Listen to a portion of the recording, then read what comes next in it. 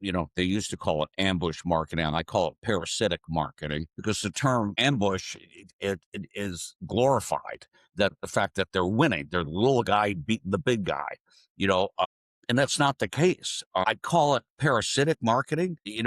I love Coors beer, and I love AB is the Anheuser-Busch is the official sponsor. But Coors ought to concentrate on something else and not spend a lot of marketing money making them look like a World Cup sponsor. And I will tell you, there's a lot of the public, at least here in the States, understands the difference between someone who's officially associated with the event, paid to play, and those who are not.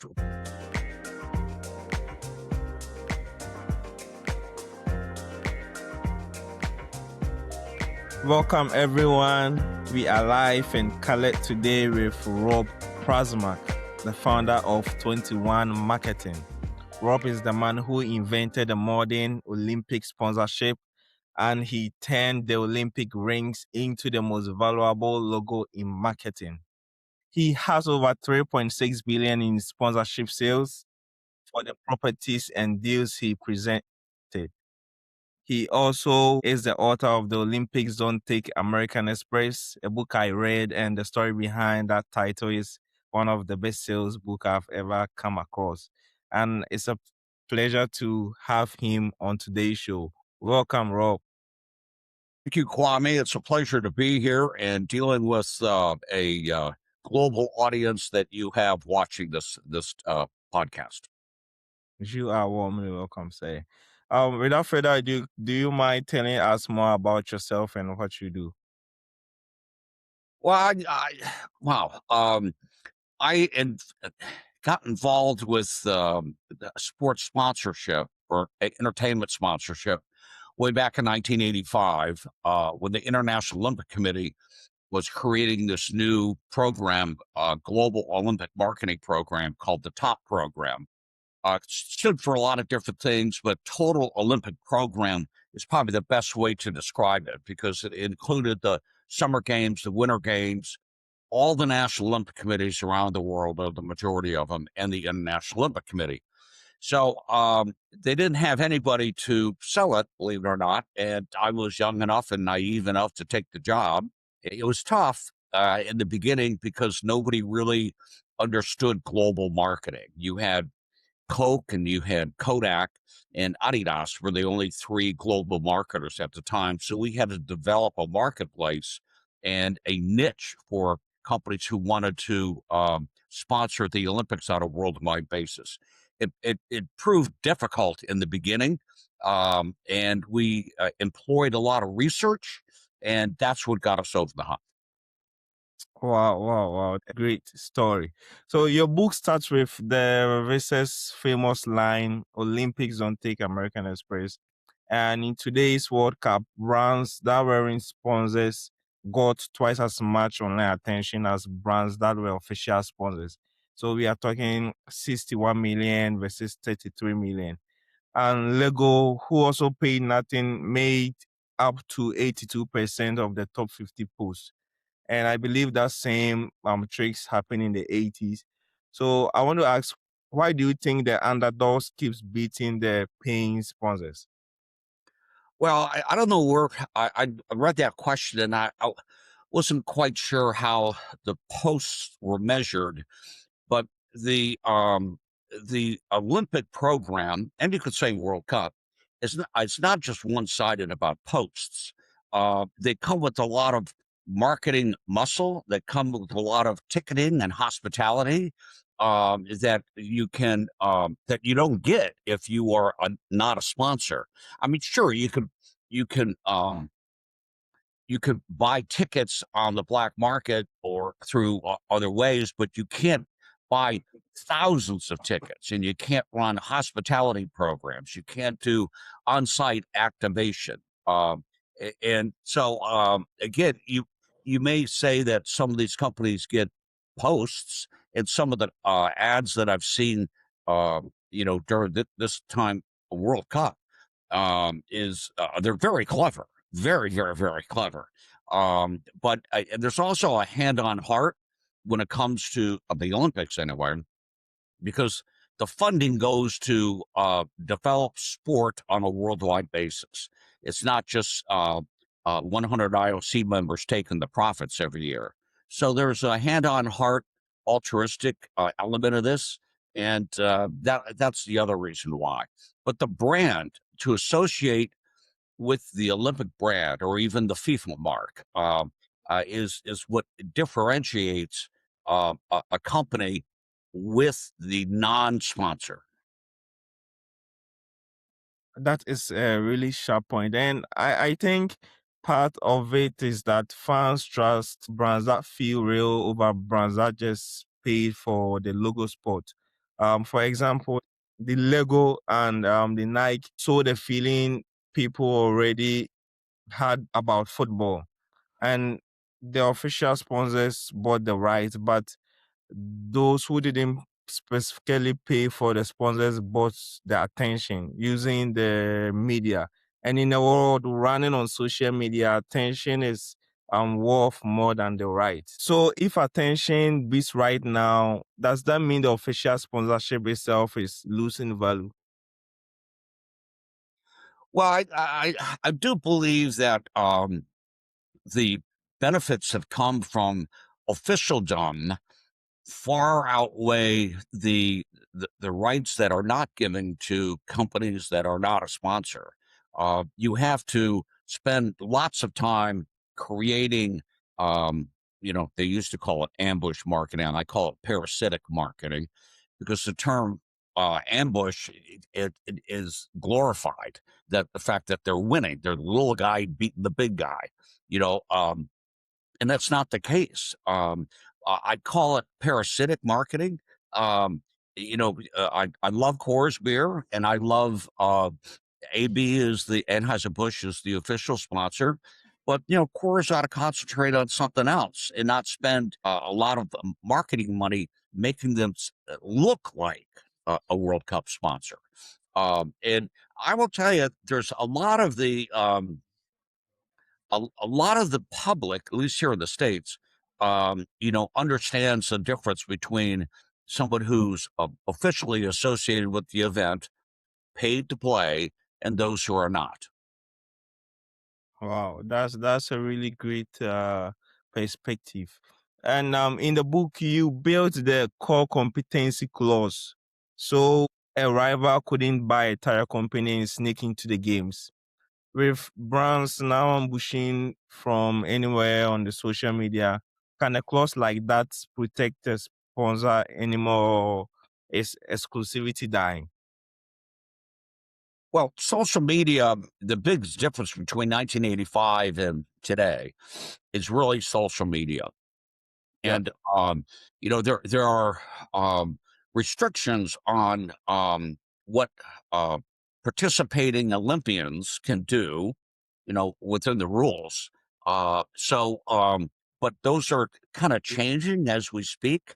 It's a big world out there, and the Olympic committees don't want to prohibit the athletes from raising their own money by selling their image and their platforms. So that'll continue to change. Wow. That will continue to change. Well said. Well said.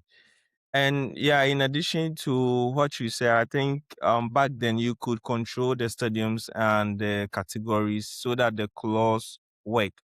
But now the ambushing is happening on our phones, which is far from the venue with no logo and no rules broken. And FIFA been also renaming stadiums and build clean zones, but they can't clean up the algorithm on the media. So the fight, from my perspective, I think the fight moved to a place where the old contracts have no power. So if the contract can't stop it, what's the next two right holder needs to protect what they sell? Uh, well, they have to, there's always going to be a way for somebody to take football as a platform. You can't own football. You can own the World Cup, okay, but you can't own football. you can own the mark and the association with the Olympic movement, but you can't own all of athletics. There's other Yeah. ways of doing that. There's also the broadcasting, because a lot of the commercials I see here in the States, anyway, on Fox, a lot of the anti sponsors are buying a lot of media time, and you can't stop that. You can you can tell an official sponsor that they have the first right to negotiate airtime, and if you buy enough airtime, a network can give you exclusivity, but that number is so expensive that nobody does that. And then it's it's left to the non-sponsors to buy a lot of airtime and come up with creative that kind of breaks through the clutter. I'm very much impressed with Starbucks campaign here. They've got somebody writing on the side of a cup, which is what they do. You put the name, but the person writing on said, this cup is for you. Okay. Well, that's a play on words with World Cup, but it's very clever, and it's very, there's something illegal about doing that. Wow, wow, wow. There's nothing wrong about doing that. And I remember from our first call, you said there were innovators and then imitators, and then now the idiots are taking over. And in this World Cup, Kraken, who is a crypto exchange, is sponsoring the knockout rounds. Is that the kind of thing you mean, or is crypto just the new visa that nobody saw coming? Well, like I said earlier, it's changing. The landscape's changing, and if you think about it, media really drives the financial engines of World Cup. I mean, all the sports properties, Olympic Games. So, a rights holder like the International Olympic Committee um, wants to protect for the sponsors, but also doesn't want to prohibit the media from going out there and selling airtime. In the countries that airtime's allowed. So it's a double-edged sword, but I'm guessing there's probably it's a 2 to 1, maybe 3 to 1, what these high-profile uh, properties get for media rights versus how much they sell sponsorship for. Yeah, yeah. So, you made mention of the landscape changing in this modern world. In your time, what was different then than in today's world now? How did the branding side and the sponsorships work back then? Well, the one that really comes to mind is when the International Olympic Committee split the games, because they used to be in the same year, and it was becoming too much for the International Olympic Committee to manage that. Plus, the sponsors were coming to the International Olympic Committee and saying, "Hey, wait a minute, you want us to support the Olympic broadcasts, but all of it in the same year is too difficult." So that was a big one in mind, and also I think growing the World Cup to to the size it is now, adding the extra 12 teams, I think, was absolutely terrific. And the countries that participated, a lot of them are developing countries, got a chance to play on a major stage with global exposure. Some of these countries I never even heard that, didn't even know they existed. A company or a country like Cape Verde, okay, and now they're going up against Argentina, Oh uh, no. in which is going to be difficult. But they're what we call in the States a Cinderella story. They're kind of, um, they can do it. Many years ago, Cameroon was that Cinderella story. I think Yeah. they went through the first round. They got through the second round. I think they were in the third round when they got knocked out. So those are that's it. that's what I call a game changer. And the growth of football, I call it football, versus American football, is it truly is the number one dominant sport in the world. So yeah, so from what I understand from what you're saying, you mean football is one of the dominant sports in the world. Oh yeah, absolutely. And what this World Cup is doing to Yeah, America, is those people who, soccer, um, what's that all about?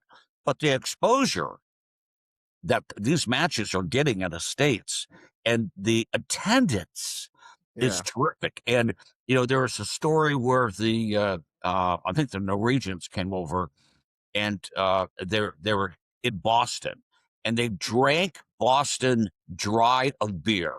There is no beer to be found. They got that Norway. They got that rowing thing going. It really opens up the personality of the sport that most Americans did not know. It's also drawing on, we are a changing demographic and we have more and more international people living here. And, the bars are crowded. And it's easy to, have the bars have a lot of attendance because the matches are, in the U.S. time zone. So yeah, that's pretty easy. When the matches are at 3 in the morning, that becomes difficult. Only the diehards yeah. football fans watch. Yeah, yeah, exactly. And yeah, I read a news recently that FIFA expects this World Cup to be the highest sponsorship revenue ever for a standalone sporting event. The number was like around 15, 16 billion in between.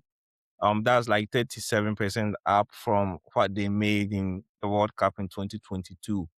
You saw the first big Olympic packages when nobody believed the model.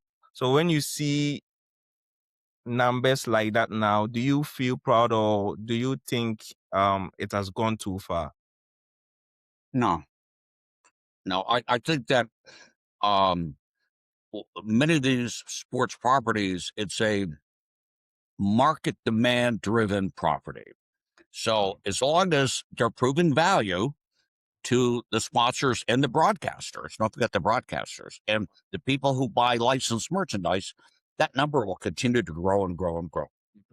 If they get too aggressive in pricing, the companies won't do it. They'll often find something else to do. There are many things that a company can do on a global scale, not just World Cup.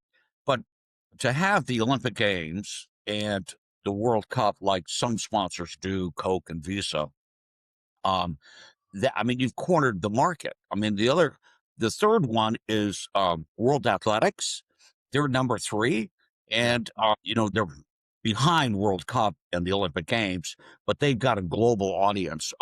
It is interesting that Americans, while they love to watch their athletics during the Olympic Games because we win, um, they haven't really embraced the World Championships in the States.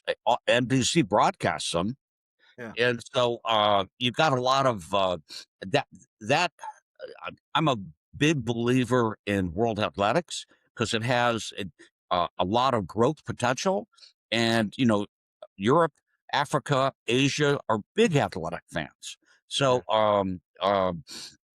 much like FIFA needed to come and conquer America because that was the last frontier, World Athletics needs to figure out how to conquer America. Wow. You proved the model worked when the IOC was nearly broke as well. And the risk now is actually the opposite problem because when every space is sold and every category is taken, fans start to feel like the event is one long advertisement. And the danger isn't too little money anymore. It's losing the thing that made people okay in the first place. So is there a point when adding more sponsor actually costs the event more than it ends? Um, Yeah, I think you've got to be careful about clutter. And the IOC does a pretty good job of keeping their program to 14, 15 companies or categories, but the local organizing committees and the NOCs can go out and sell on their own. But you don't have the in your face clutter like you do when you watch World Cup. You're saying, all those boards. And again, you got cryptocurrencies, and you've got oil and gas, and you've got Coca-Cola, of course, and Visa. And then there are companies I've never even heard of that are on but they pay for that exposure. So Yeah. but I think the direction uh, that Kosami is more and more B2B companies are getting involved, business to business, and you still have a big element of consumerism in it, Coca-Cola and Visa, but you got the oil and gas company, which I think is Russian. They don't sell gasoline here in America, or Yeah. fuel. So it's a lot of it's a B2B play, Oh, okay. and Wow. Wow. and business to government, Oh, business. yeah, sure. Yeah. Yeah, sure. Because so if FIFA makes money, the government also makes profit from it, right? Um, I don't think so. Um, there, I don't think that there may be a revenue share with the United States Soccer Federation, which brought them in, but no, um, FIFA keeps that money. I mean, Oh, they claim they distribute it among sporting nations, but they're not too transparent on where that money goes. oh, okay, okay. Yeah, and I remember in the book you always hunted for uh incremental revenue. Yeah. That is the money that nobody else saw. And at this tournament, where is the money nobody is seeing yet? And if you dusted off your sales shoes tomorrow, what category would you go sell? Um, I knew you were going to ask me that question. Um, I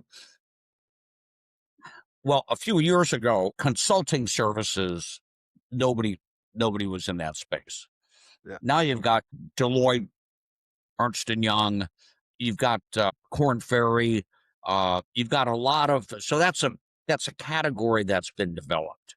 Um, Cryptocurrency could be a big one. I mean, a number of years ago, when these betting sites got going, I thought, oh, this is going to be short lived, but it's not short lived. And yeah. cryptocurrency is not going to be short lived.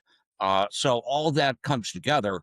Uh, I like the business to business angle, business to government angle, because it's not you're not just selling more soft drinks or water or energy drinks. You're doing something a little different. So anyway, I don't have a I knew you were gonna ask me that question, and I did not have a good answer for Oh, okay. No worries, no worries. But yeah, my guess is the money is in the fans who never goes to the stadium, because most of the 6 billion or the amount of people watching follow it from their phone and from different countries. it. Yeah, And yeah, and you've got, um, Olympic Games and soccer, we're focusing on those 2, but you've got, um, business decision makers that are fans as well. yeah, So you're seeing, a technology company talking about Verizon in America, talking about how they've organized the World Cup in America, and they tell their business story. Now, the average consumer probably doesn't care, but if you're a decision maker in the telecom sector, you're going to care. You're going to want to hear that story. oh yeah, yeah, yeah, yeah. That's really a clear one, a clear one. Thank you. So right now, um can you give us a small thing on what 21 marketing is doing now? Um, we're wrapping up a program with a group called Next Star Media. They're the largest local broadcaster in America, and we help them sell their time to World Cup partners. I'm working on a charity foundation for the finding the cure for sickle cell disease, which is, hand on heart. I'm probably will begin to help out world athletics, Yeah, because next year it's in Beijing. And so you've got, the preview of the Olympic Games in Beijing, in yeah. the bird's nest. It'll get, the Chinese just love sport. So it'll be a big audience. So, those are the kind of things. And, if a project comes along and I'm interested in it, I'll do that. For a while, we were working on the selling sponsorship packages for America 250, which is the celebration of America's 250th birthday. And that's over now. I mean, it's next week. It's this weekend, actually. And so, yeah. Wow. Happy to hear 21 Marketing being strong on its needs still. So It like can, it can always be stronger. yeah, it can always be stronger and it's the strongest as well. So I wanted to ask, with all the deals and the accomplishments you've been able to make, what is your goal now for 21 Marketing? Well, to be happy, um, to do something that, I yearn for the days where you could do something that you can change a property or improve the world, if you will. And I thought the work what I did with the Olympics way back when was that kind of thing. I can, live a happy life thinking just what I did back then. But there's always the next great challenge. So Yeah, I haven't found that yet. I mean, World Athletics will exist without me. I mean, I can maybe make it better, yeah, but it'll helping the Foundation for Research on Sickle Cell Disease uh, is a passion where you can find companies who want to support that research, and they're very close to finding the cure. And yeah. then after they find the cure, then they've got to distribute the vaccine, and so all that inspires me on a day by day basis. That is great. That's great. And also, personally, I'm inspired by what you do and your book as well. Thank you very much. Great. Kwame, thank you very much for your time and your audience. I enjoy, of course, it's easy to talk about yourself. So, Yeah. okay, All my, right. bye bye.